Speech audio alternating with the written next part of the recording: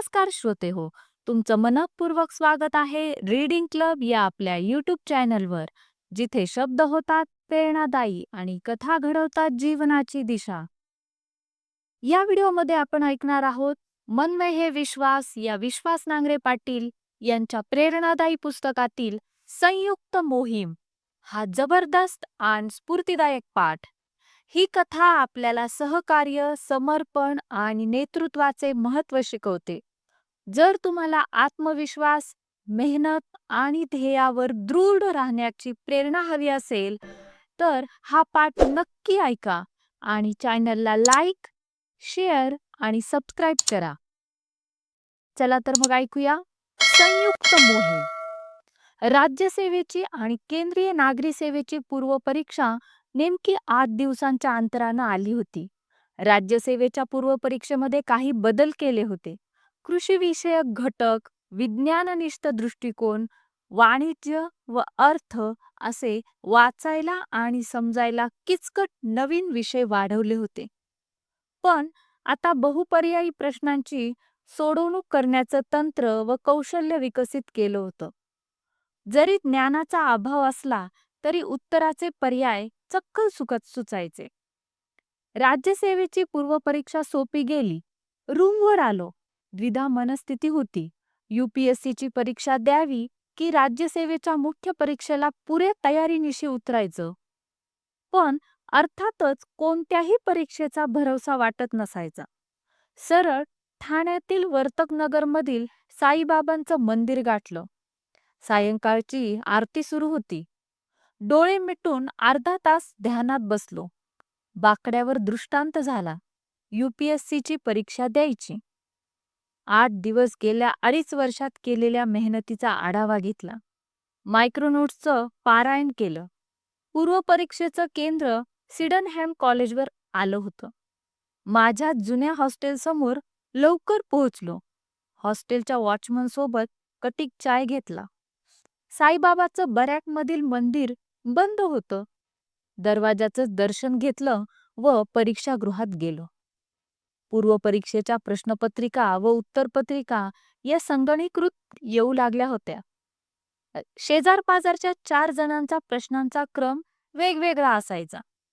शिवाय सुरुवातीला उत्तरपत्रिकेवर व्यवस्थित क्रमानं डिटेल्स व परीक्षा क्रमांक लिहिणंही जिकरीचं होई. पण अर्धा तास अगोदर उत्तरपत्रिका मिळाल्यानं हे सोपस्कर घाई न करता व्यवस्थित भरले.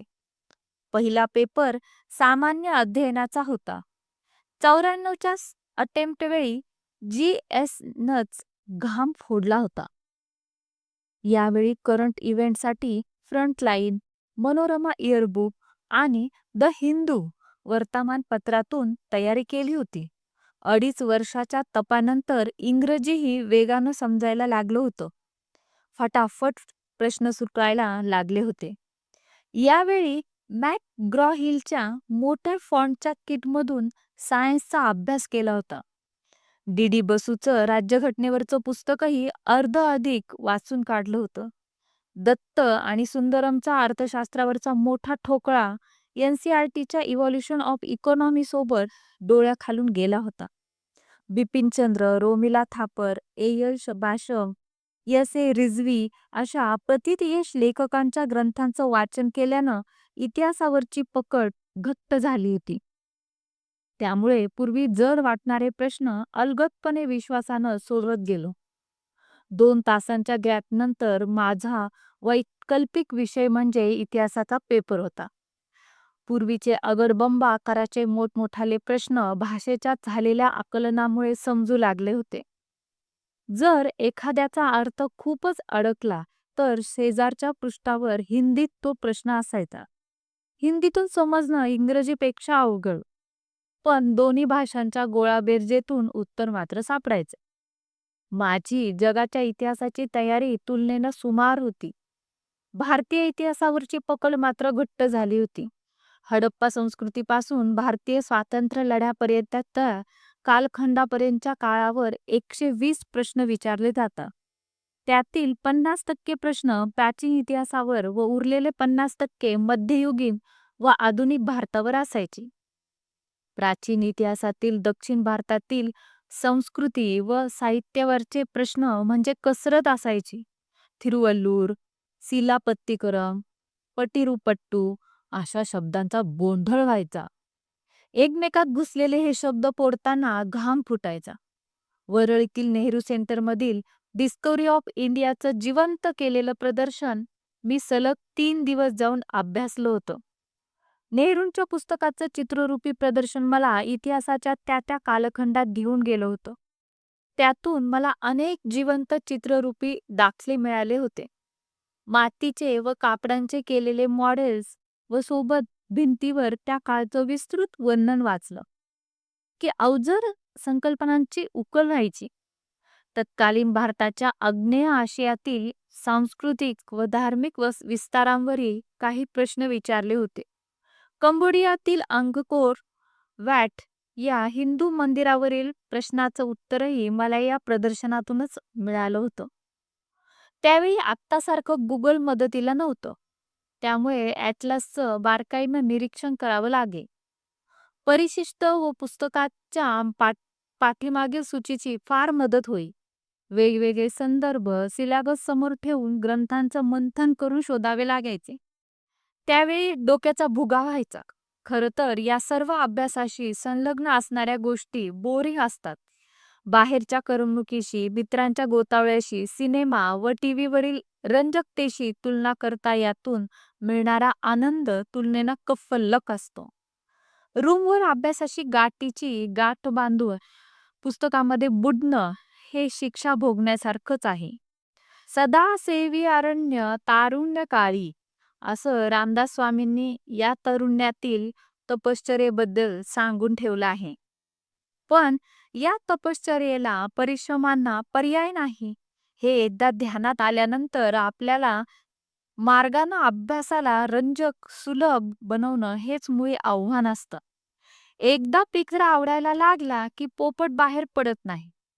तसंच एकदा अभ्यासाशी लग्न लावलं की घटस्फोट नाही. त्याच्या गुलामगिरीत आनंदानं नांदायचं, बागडायचं असतं. अशा अभ्यासगंगेत मनसोक्त पोहोडल्यामुळं पूर्वपरीक्षा सुखानं गेली. या पहिल्या चाचणीतून यशस्वीपणे सुटेन याची खात्री पटली. तरी पण 2-2.5 लाखांच्या गर्दीतून 50,000च्या कळपात पोहोचणारे होतो. हौसे, नवशे, गवशे कमी होणार होते आणि खरे प्रतिस्पर्धी उरणार होते. त्यांच्याशी स्पर्धा करायला पुढचे 4.5 महिने आता कारणी लावायचे होते. त्यावेळी मुख्य परीक्षा 2000 गुणांची होती. सामान्य अध्ययनाचे प्रत्येकी 300 गुणांचे 2 पेपर, 2 ऐच्छिक विषय त्यांचे प्रत्येकी 300 मार्कांचे 2 पेपर, निबंधाचा 300 मार्कांचा 1 पेपर, अशा प्रत्येकी 3 तासांच्या 7 पेपरचे गुण फायनल स्कोअरमध्ये पकडले जाणार होते.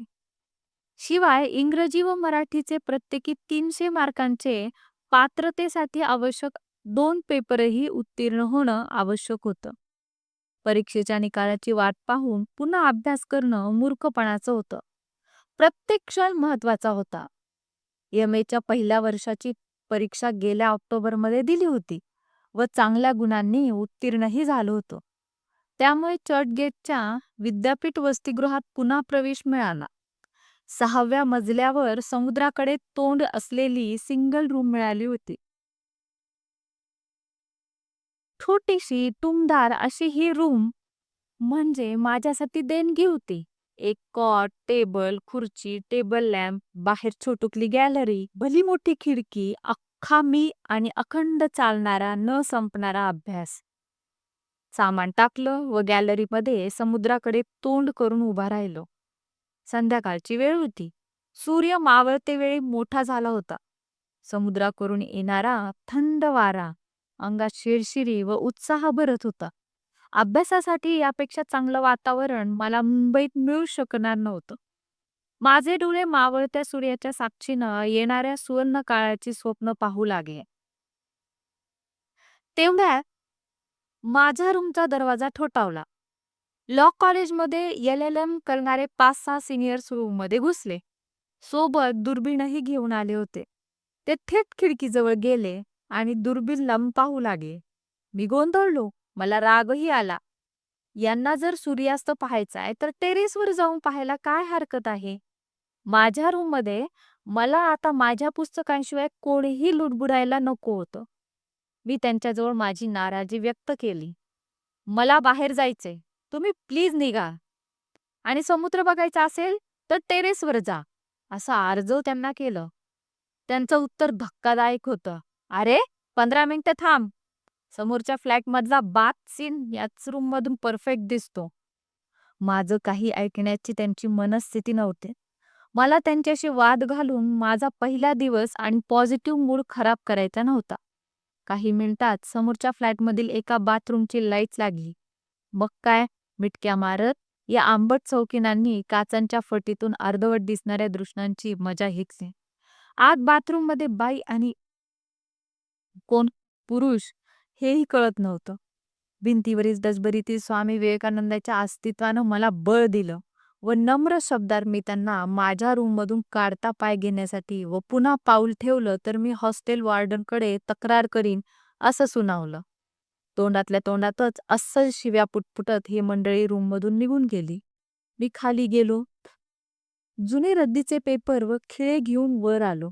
बाहेरच्या अवर्णनीय आल्हाद देणाऱ्या निसर्गाची अनुभूती देणाऱ्या त्या खिडकीवर वर्तमानपत्र ठोकली. जोपर्यंत मुख्य परीक्षा होत नाही तोपर्यंत ही खिडकी उघडणार नाही अशी भीष्म प्रतिज्ञा केली. स्वतःला अभ्यासाच्या गर्तेत कोंडून ठेवताना आता कोणताही धागा सैल सोडायचा नव्हता. ऐन 22व्या वर्षी मांसाहार व मांसाहारी दृश्यांचा त्याग मला अभ्यासयोगी बनवू लागला होता.